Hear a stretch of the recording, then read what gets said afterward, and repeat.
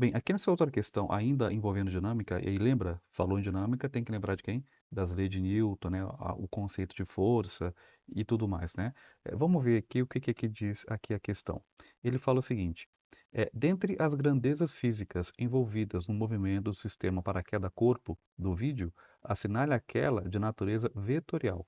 Então aqui o aluno ele tinha que lembrar, primeiro, né? Quais são as forças que estão envolvidas aqui no sistema, né? Então quais são as grandezas físicas envolvidas no sistema, né? E quais delas elas têm natureza vetorial, né? Então, primeiro o aluno, de novo, né, sendo redundante, aqui o ideal é você representar quais são as forças que estão atuando no sistema, né?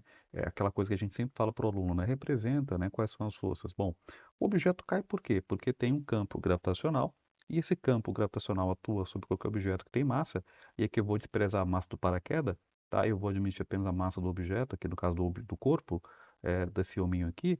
Então, nós temos aqui a força-peso para baixo, né? Então, a força, aqui tem a força-peso do homem, aqui no caso para baixo.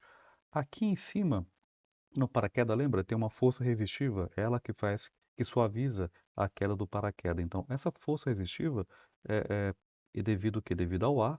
Então, essa força, vamos colocar assim, força resistiva ou força de atrito, tanto faz, né? São as forças que atuam aqui no sistema. Tem mais alguma força, professor? Não, só tem essas duas, né? Então, então temos aqui o peso do objeto para baixo e temos a força resistiva para cima, no caso que suaviza a queda do objeto. E a pergunta é, quais delas têm natureza vetorial? Eu acho que a grande questão é essa. E lembra, para ser um vetor, a grandeza tem que ter o quê? Três dimensões? Ela tem que ter módulo, direção e sentido. Lembra disso? Módulo quer dizer o que mesmo? O valor. Direção, vertical, horizontal, né? E sentido, direita, esquerda, né? E por aí vai. Então, uma grandeza vetorial, ela pede essas três coisas: valor, direção e sentido. Vamos analisar uma por uma para ver se faz sentido para você. Por exemplo, aqui no item A massa do corpo. A massa do corpo é, tem aqui no problema, professor, mas aqui o objeto tem massa. Tem massa. Mas é uma grandeza vetorial? Não, né? Massa não é vetor. Massa a gente não fala, olha, eu tenho 80 quilos para a direita. Não faz sentido a gente falar isso, né? Então, 80 quilos vertical também não faz sentido, né? Então, se não faz sentido, quer dizer, não pede a grandeza, a variável não pede um complemento, digamos assim, então ela não é uma grandeza vetorial não, tá? Então, lembrando, para ser vetorial tem que ter três coisas, lembra? Módulo, direção e sentido, né? A densidade do paraquedas, a densidade é a mesma coisa. A gente não fala que tem tanta densidade para a direita ou tanta densidade para a esquerda, né? Então, densidade também não é uma grandeza vetorial. Velocidade da queda do corpo, né? Então, nós sabemos que esse conjunto aqui, no caso, se move para onde? Ele se move para baixo, né? Então, se ele se move para baixo, com uma certa velocidade, vamos parar para pensar? Essa velocidade tem valor? Tem. Tem uma direção? Tem. Tem um sentido? Também tem. Então a gente diz que a velocidade é sim uma grandeza vetorial, tá? Então a velocidade da queda do objeto é uma grandeza vetorial.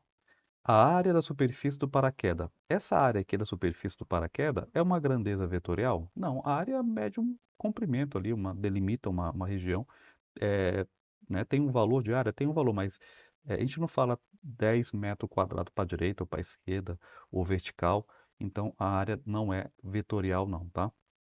Peso do objeto. O peso ele não está apontado para baixo? Sim, né? Tá vendo aqui? O peso tem valor? Tem. Tem uma direção? Tem. Tem um sentido? Tem, né?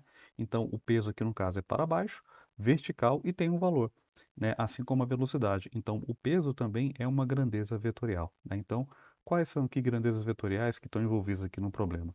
Então a velocidade é uma grandeza vetorial e o peso também é uma grandeza vetorial. Bacana? Tranquilinho, né? É isso.